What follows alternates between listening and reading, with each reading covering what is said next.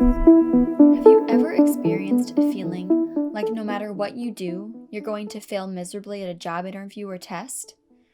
Or maybe you've been in a crowd of people and your heart started beating really fast and you felt like you couldn't breathe.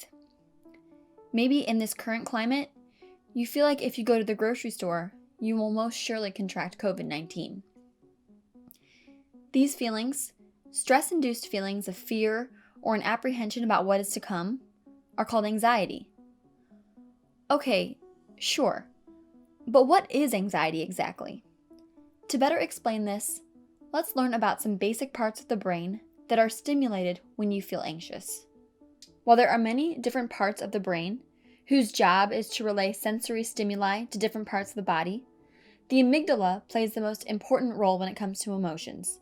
And out of all emotions, the amygdala's primary role is to trigger the fear response. Once the fear response is triggered, the hypothalamus, or the part of your brain that's in charge of sending information to your nervous system, activates your fight or flight response. This fight or flight response can simply be explained as a rush of adrenaline that increases your blood circulation, heart rate, and breathing rate.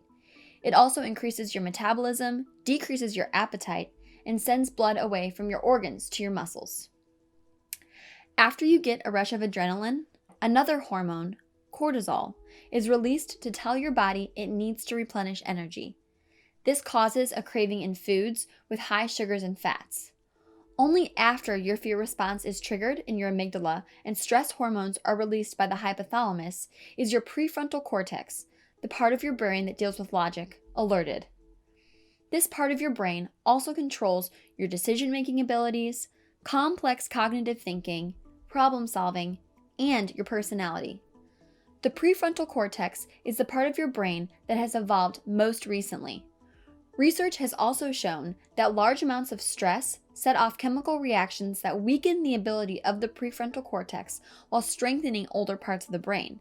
Basically, this process weakens the prefrontal cortex and pushes your decision-making abilities to earlier evolved areas of the brain. So if you feel like you aren't thinking clearly when you're anxious, it's because you aren't, because you can't. Okay, so to answer why this happens, we need to jump back a few years. And by that, I mean a few million. Over 6 million years ago, it was essential that we possess the necessary reaction to fight or flight in harmful situations. We had to have the proper systems to provide us with enough energy to fight or run from large animals. In fact, living things that had larger amygdalas, the fear response trigger, were more likely to stay alive and therefore had the ability to evolve. So this fight or flight response is so important. It's helped us to stay alive, and it still alerts us when danger is around today. The only difference is we're not usually experiencing the same level of danger that we experienced millions of years ago, but we are still operating with the same mechanisms in our brains. So, what are some symptoms you might experience if you can't use this extra rush of hormones to fight or run from a predator? Well, there's quite a few. I broke this down into behavioral symptoms, physical symptoms, cognitive symptoms, and psychosocial symptoms. Some behavioral symptoms might include restlessness and agitation, an inability to sit still and remain calm, and a higher increase in drug or alcohol usage. You might also experience an exaggerated startle reflex, a decreased ability to perform normal daily activities, and an inability to properly meet responsibilities at home, work, or school. Physical symptoms could include shortness of breath, a pounding heart, muscle tension and pain, and excessive perspiration. You could also suffer from insomnia, nightmares, fatigue and exhaustion, and notable changes in patterns of eating or sleeping. Moving on to cognitive symptoms. Within these, you might experience difficulty concentrating, anticipating the worst outcomes, or irrational fears and dread. These symptoms might also include black and white thinking, as well as uncontrollable obsessive thoughts. Now, if I haven't scared you away yet, the final set of symptoms, psychosocial symptoms, include the following: feeling helpless, feelings of panic, fear and uneasiness, feeling in danger, flashbacks, feeling worthless, and feelings of disassociation. This means you might feel disconnected from your thoughts, feelings, memories, or surroundings, like someone else is operating your body for you. Sometimes, you can also experience a sudden episode of intense fear that might come out of the blue. This is called a panic attack. While panic attacks and anxiety are similar, panic attacks are usually completely unprompted, while anxiety is usually related to something that's perceived as worrisome or threatening. Anxiety about a situation could also result in a panic attack. Typically, however, anxiety grows gradually, while panic attacks can spring up very quickly. Many situations can bring about anxiety or panic in our lives, such as a stressful job, caffeine, chronic pain, reminders or memories of traumatic experiences, and social situations. Some people might also develop a fear or anxiety anticipating another panic attack. All right, well, we've learned a lot about anxiety, what it is, why we have it, and a few situations where it can occur. But now, let's look at how you can learn to cope with it in your everyday life. Perhaps one of the most important things that can help you cope with your anxiety, outside of understanding it, is properly communicating it to the people in your life so you can build a solid support system. To begin, let's look at a few communication styles and how they can play a role in helping other people better understand your anxiety. I'm sure we've all experienced someone with each of these 4 communication styles in our lives, and we've also exhibited all of these styles ourselves at some point. The passive communicator only provides hints and clues, expecting the other person to understand them. Passive communicators don't respond directly to harmful or anger-inducing situations. They might allow their feelings to mount into an explosive outburst and then might feel shame, guilt, and confusion around this outburst.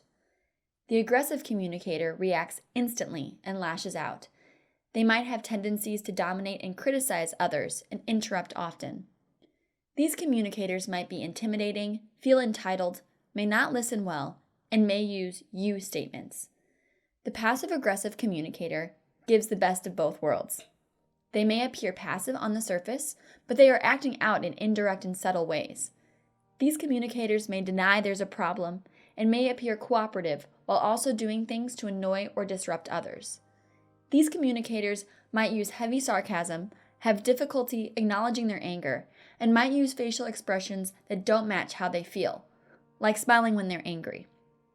The assertive communicators state their feelings and opinions firmly.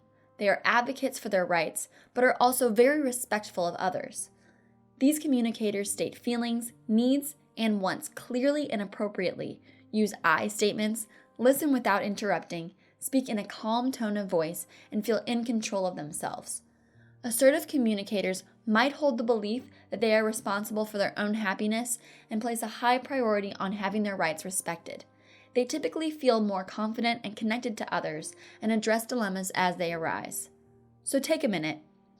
What communication style do you align with, and what type of communicator do you want to be? Now, let's take a look at a situation where someone discloses their anxiety using communication styles that are not so helpful. In this situation, Kane and Nora have been friends for the past 3 years. They met during freshman orientation at their university and have been pretty close friends since. Last Friday, their friend group met up for a social distance hangout in the park. Nora started feeling anxious about the amount of people in their group and felt as though she might soon have a panic attack. When she told Kane she was leaving, he told her that she just needed to take a few deep breaths and that she only needed to try and stop worrying so much. Nora felt as though this was unhelpful and disrespectful towards her feelings. She has spent the last few days stewing about what she was going to say to Kane and has let her anger build. Let's listen into their conversation. Hey, can I talk to you? Yeah, sure. What's up? Oh, not much. How was your time at the park last Friday? It was a good time. We should definitely all get together again soon. Yeah, I don't know about that. I've been having pretty bad anxiety lately, and I needed to leave because I felt like I was having a panic attack. Honestly, you made me feel dumb for leaving the party, and I wanted you to know that it really made me mad. Oh my God, Nora, I'm so sorry. I had no idea. I never intended for you to feel like that. Well, Kane, it's not 2003. You should know by now what to say to someone who's feeling anxious. Look, Nora, I'm sorry, but you don't have to be so rude about it. I just didn't know how to handle the situation. Whatever. I'm not mad. I just thought you should know. Okay, well, thanks for letting me know. You're welcome. As you can hear in this scenario, Nora begins the conversation by passively asking Kane about his opinion on the park hangout. While she was assertive in disclosing her thoughts, she didn't take much responsibility for her feelings, like when she told Kane he made her feel dumb, and her conversation style quickly became aggressive. She then passive-aggressively states that she's not mad at Kane, although she expressed that she was mad at him a few moments prior. We're going to listen in to a scenario that uses the assertive communication style. But first, let's discuss some more tips about disclosing your anxiety. Before we go further, I want to touch on the importance of disclosing your anxiety when you want to, in your terms.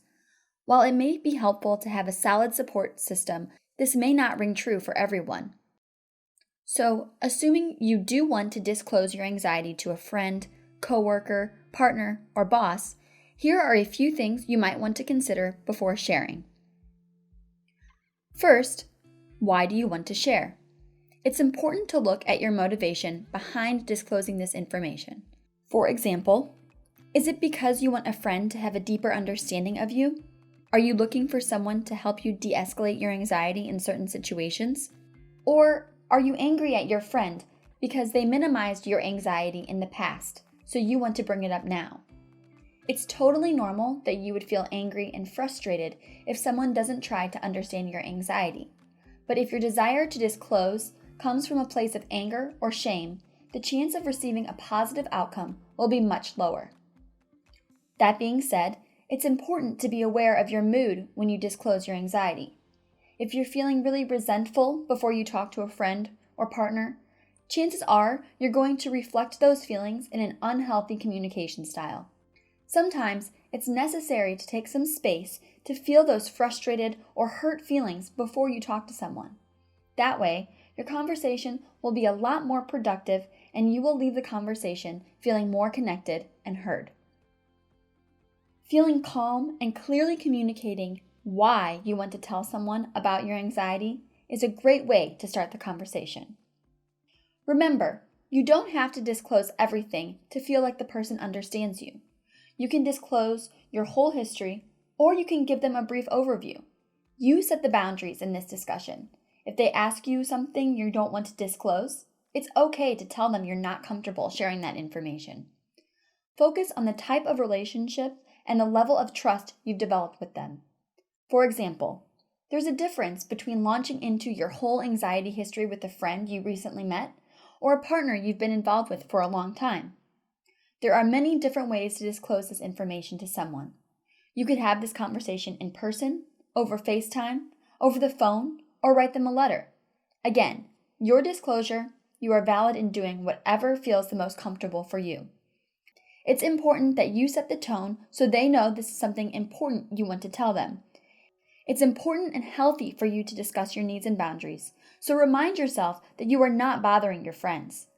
People may have varying reactions to your disclosure, and that's okay. Just know that by expressing vulnerability and honesty, you're taking wonderful care of yourself and probably helping to alleviate some of your anxiety too. Most of the time, people have the best of intentions. However, they might just be unfamiliar with anxiety and don't really know the best thing to say. Although it's not your job to tell people how to handle these situations, it can be helpful to provide those unfamiliar with tips to help them help you in the future. In this next scenario, Nora sets up a time to talk to Kane. She originally felt angry about the situation, but gave herself some time and space to think about how she would approach Kane. After working through her anger, she realized Kane probably didn't intend for his comments to come out rude and insensitive. She explains how Kane's reaction to her anxiety at the park made her feel. Hey, thanks for agreeing to talk to me today. Of course, what's going on? So, I just wanted to bring up what happened at the park last weekend. I know I told you that I was leaving because I felt really anxious.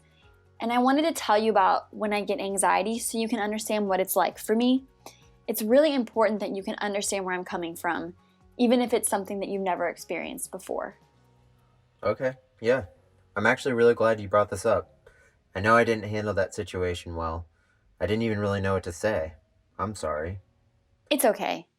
It's helpful for me when people can give me space when I'm feeling anxious. Sometimes I just need to be in a quiet space where I'm comfortable. Okay, that makes a lot of sense. And, I know people want to help in these sorts of situations, but it's not helpful when you try and give me advice. Most of the time, all I really need is for someone to sit with me in silence while I try and calm myself down. Okay, thank you for telling me. I can definitely do that. I'm really glad you talked to me about this. Me too. I feel a lot better. In this scenario, Nora remained much more calm throughout the entirety of the situation. She made sure to text Kane beforehand that she wanted to talk about something important. Before the conversation, Nora reflected on why she wanted to tell Kane about her anxiety. Although she's kept her anxiety pretty hidden the past few years, she wanted to play a bigger role in breaking the stigma around mental health and wanted to develop deeper relationships with her friends. Nora told Kane what helps her when she's feeling anxious and what isn't really effective. This allowed Kane to learn about how he can better respond to Nora's anxiety in the future. So, in closing, here are a few things to remember. At the beginning of the webcast, we talked about how anxiety works in the brain and body. The amygdala plays an important role in triggering your fear response. This activates the hypothalamus, which then sends the hormones adrenaline and cortisol throughout your body, triggering the fight or flight response. This response was necessary to ensure our survival millions of years ago when we came across many large predators, but sometimes isn't so helpful now, and it can become activated even when we don't really need it. This results in a variety of behavioral, physical, cognitive, and psychosocial symptoms. Some of these symptoms can culminate in a panic attack or extreme bouts of intense fear. When communicating your anxiety to another person, it's important to make sure you're communicating with a healthy communication style. Unhealthier communication styles include passive style, aggressive style, and passive-aggressive style.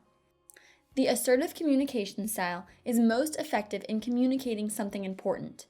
It allows you to respect your rights as well as the rights of others. If and when you decide to disclose your anxiety to someone, it's important to reflect on why you want to share this information. It's also helpful to be aware of your mood and share only what you're comfortable disclosing. Our society has progressed immensely in the field of mental health in recent years. But even so, it's normal to feel nervous that there might still be some stigma around these conversations.